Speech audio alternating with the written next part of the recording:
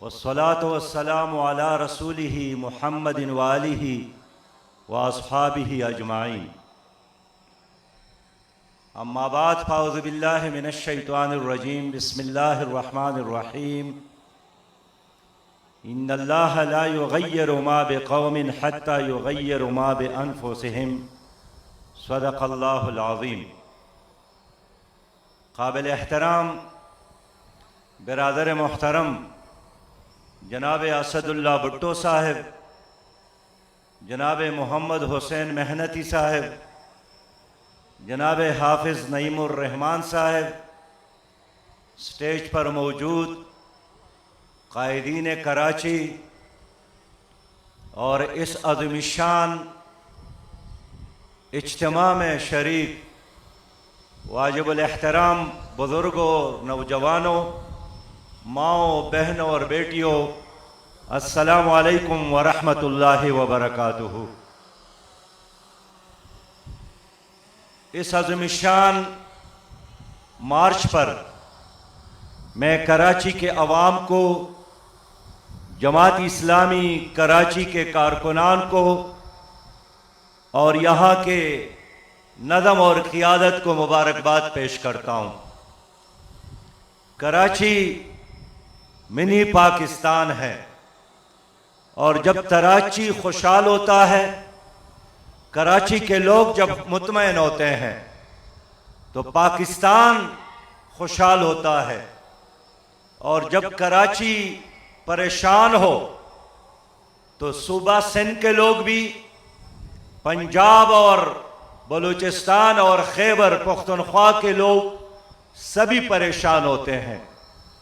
इसलिए कि कराची में सिर्फ मुहाजिर नहीं है, उर्दू बोलने वाले नहीं हैं, यहाँ पठान भी रहते हैं, सिंधी और बलोच भी रहते हैं, सराइकी बोलने वाले, हदारेवाल, चतराली और गिलगित बल्तिस्तान के लोग भी यहाँ आबाद है।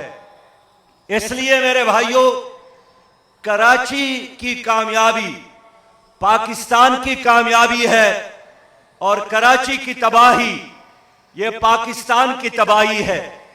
मुझे अफसोस है कि अयूब खान की हुकूमत से लेकर आज तक किसी भी हुकूमत ने कराची के अवाम को हक नहीं दिया, और हर हुकूमत ने कराची के साथ ज्यादती की है, इस्तेहसाल किया है।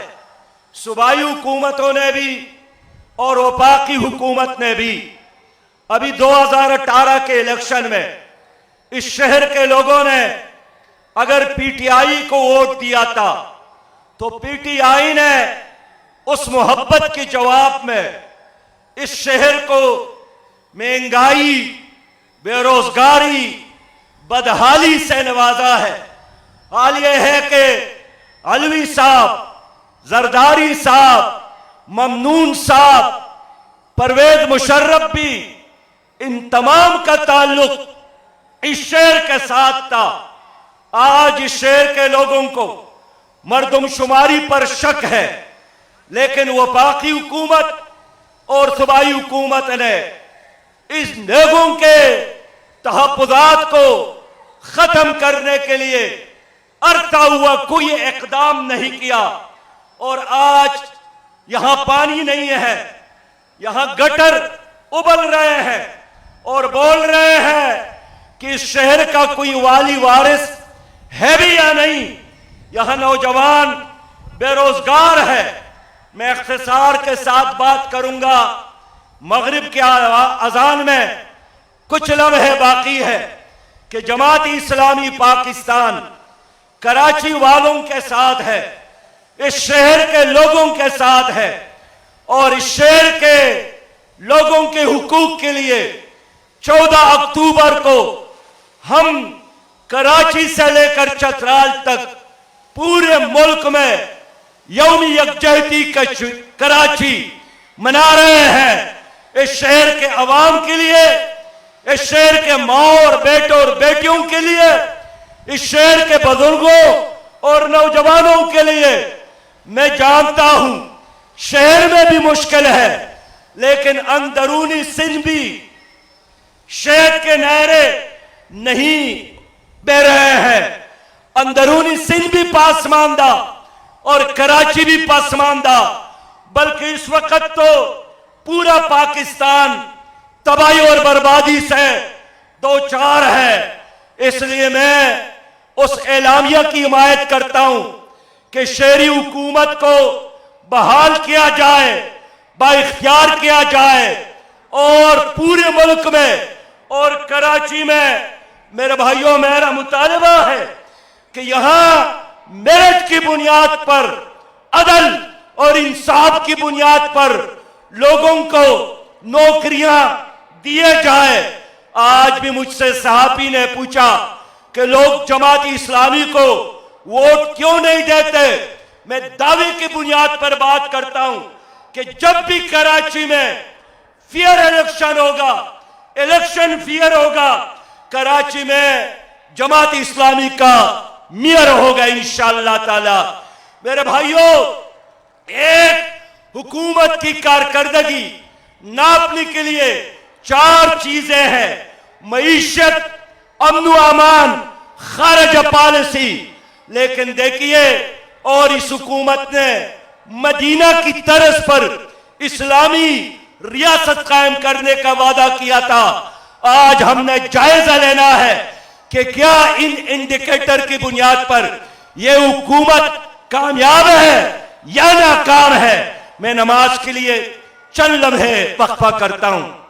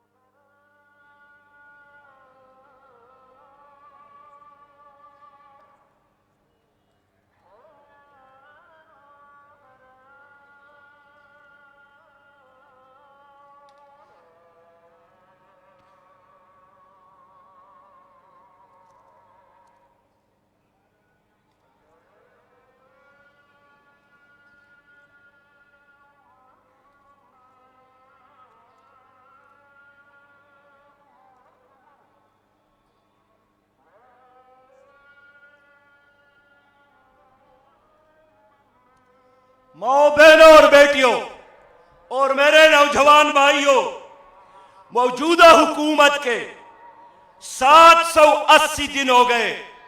ये 780 दिन नाकामियों का एक दास्तान है। मईशत का बेड़ा गर्क हो गया। 1952 से लेकर 2018 पर 2018 तक पाकिस्तान की तारीख में मईशत इतनी कमजोर कभी नहीं हुई थी जितनी पीटीआई की हुकूमत में।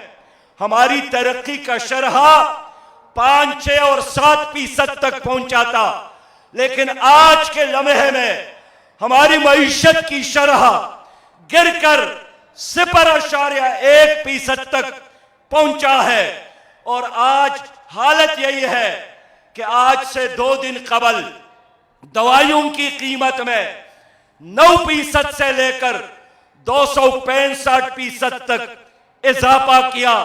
और वजीर आजम ने जो मंतिक पेश किया वो यही कि हमने दवाइयों को इसलिए महंगा किया ताकि ये दुकानों पर लोगों को मिले।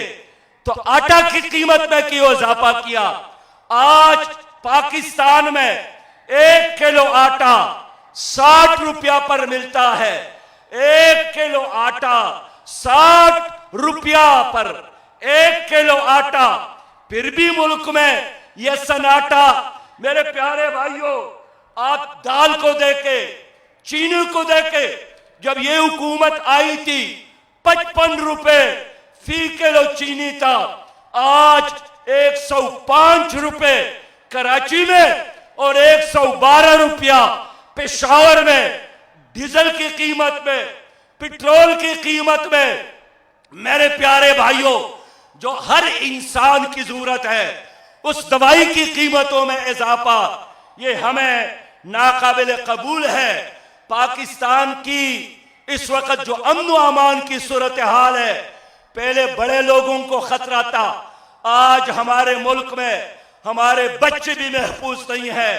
कराची का मरवा हो 5 साल का जलाया गया और लाश उनके वालिद के हवाला किया गया।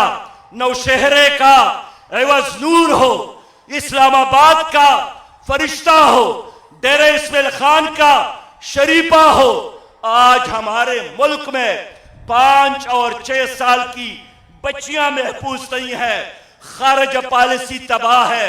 आज कश्मीर को इंडिया ने हड़प किया और सकूत ढाका के बाद सकूत कश्मीर हो गया है। लेकिन हमारी हुकूमत अवाम को मुतमईन करने के लिए हवाई फायरिंग कर रही है ताकि गर्द गुबार में उनकी असल कारकर्दगी कोई न देखे। हुकूमत कहती है नया पाकिस्तान, नए पाकिस्तान के लिए पुरानी मिस्त्री लाए गए। इनके कैबिनेट को देके 13 अफराद पीपल पार्टी के वजीर है, 8 अफराद मुस्लिम लीग काब के वजीर है, 4 अफराद मुस्लिम लीग नून के साबिका, बाकी MKM के और मशीर बाहर से लाए गए। उस तरह जिस तरह कोई हनीमून मनाने के लिए पाकिस्तान आया हो, ये तमाम मिस्त्री मिलकर भी एक शहर को ठीक नहीं कर सके, एक कराची का मसला हल नहीं कर सके। एक पेशावर में BRT का मंसूबा शुरू किया था, इफ्तिताह भी हुआ और जैसा वो मंसूबे पर गाड़ियां चलने लगी सड़क पर, 5 गाड़ियों ने सड़क पर खड़े होकर खुदकुशी की कि हमारे अंदर चलने की सकत नहीं है। कौन जिम्मेदार है? 70 अरब से ज्यादा रुपया पाकिस्तान का नुकसान हुआ, कौन जिम्मेदार है? इसलिए मेरे प्यारे भाइयों, इन तीनों बड़ी जमातों ने आपके शहर को भी तबाह किया और पाकिस्तान को भी तबाह किया। इनके पॉलिसियां एक है, वर्ल्ड बैंक और IMF की गुलामी की पॉलिसियां, इनकी खारजा पॉलिसियां एक है, इनका लोटा कल्चर की पॉलिसियां एक है, इफेक्टिव के गुलामी पर राजी होने की पॉलिसियां एक है। इसलिए हमने अज़म किया है कि हम मुल्क भर में अवाम की तर्जुमानी करेंगे। आज ये लोग कहते हैं कोरोना वायरस की बीमार कम है और टेस्ट मनफी आ रहे हैं, ये ठीक है। अल्लाह के फजल और करम से कोरोना वायरस की बीमारान कम है, लेकिन मालूम होना चाहिए कि जहनी बीमारों में इजाफा हुआ, डिप्रेशन में इजाफा हुआ और डिप्रेशन की वजह से बच्चे बीमार, माए बहनें और बेटियां बीमार, इसलिए कि बच्चे महफूज नहीं है और नाने शबीना के लोग मोहताज बनाए गए हैं। इस हुकूमत ने खुद जब वज़ीर आज़म कहते हैं कि माफियाज की हुकूमत है, तो उनके दाएं और बाएं माफियाज मौजूद है। ये ड्रग माफिया मौजूद है, लैंड माफिया मौजूद है, शुगर माफिया मौजूद है, चीनी माफिया मौजूद है। लेकिन नेब का वो अंग बंद है जिसपे उनको हुक्मरान जमात में शामिल माफिया नजर आए और नेब ने भी एहतसाब को एक इंतकाम की तौर पर काम कहा है, इसलिए अवाम ने उसको भी मुस्तरद किया है। मेरे दोस्तों, आज भी इस मुल्क में नजरियाती दहशत गर्दी भी है, तुम्हारे कल्चर पर हमलावर है। इस मुल्क में अखलाकी दहशत गर्दी भी है और इस मुल्क में माली दहशत गर्दी भी है। करप्शन पहले से ज्यादा हुआ है।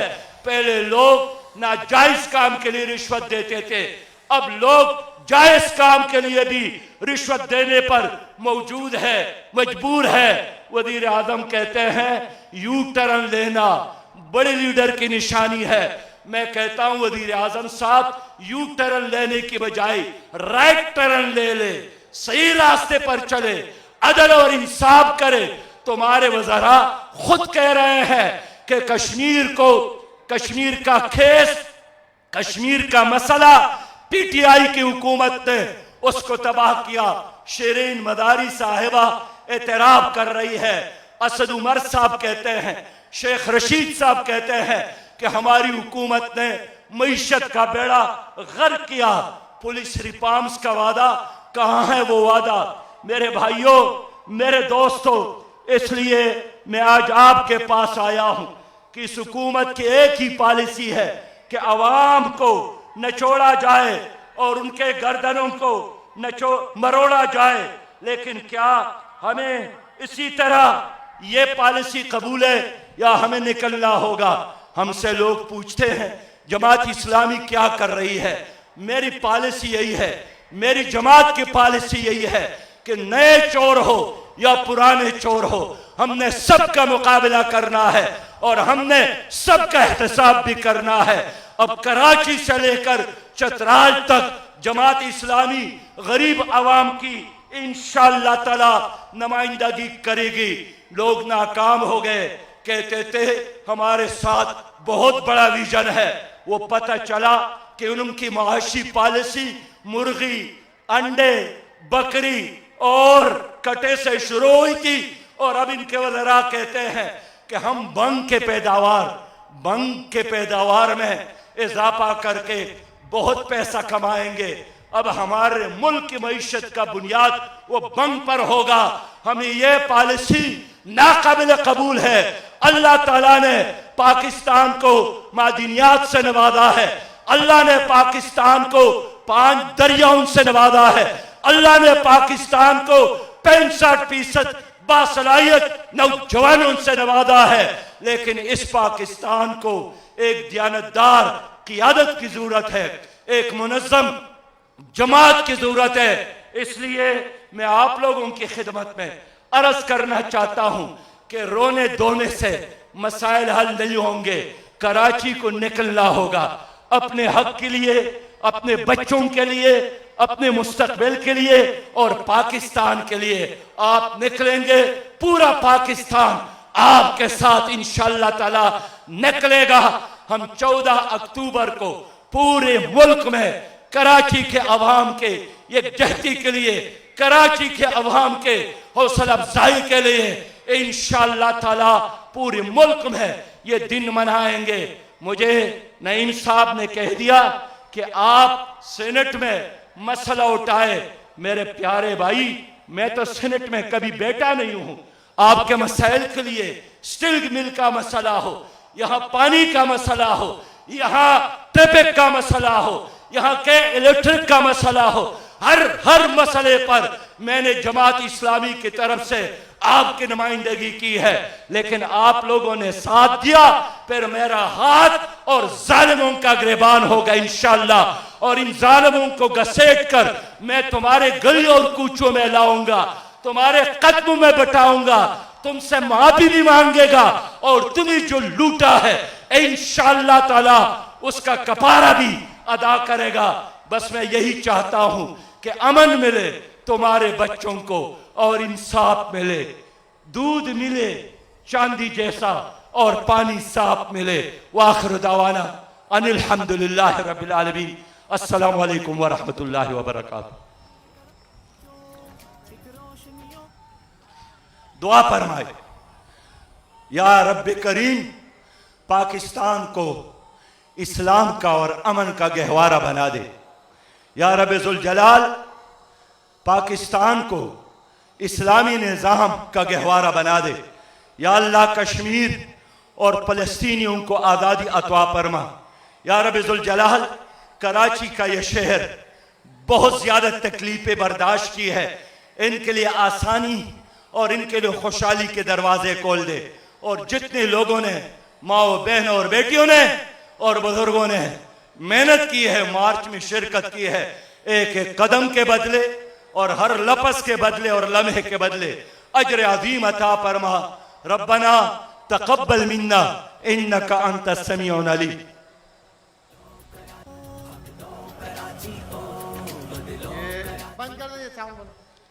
इसी असना में हमारे दरमियान Sindh high court bar association के सदर अब्दुल हसीब जमाली साहब तशरीफ़ लाए हैं, सेक्रेटरी जनरल। मैं उन्हें खुशामदीद कहता हूँ। मुनीर मलिक साहब कराची बार के सदर, उनको खुशामदीद कहता हूँ। कराची बार की जान रूह रवां नईम कुरैशी एडवोकेट को खुशामदीद कहता हूँ। और इसके अलावा अल्लामा फ़िरोज़ रहमानी साहब, अल्लामा हुसैनुद्दीन रहमानी साहब और सिंध के सेक्रेटरी जनरल काशिफ शेख को खुशामदीद कहता हूँ। आप सबकी आमद का बहुत शुक्रिया। एक इस इज्तिमा में सानह बल्दिया के मुतासरीन यहाँ पूरी तादाद में इस वक्त मौजूद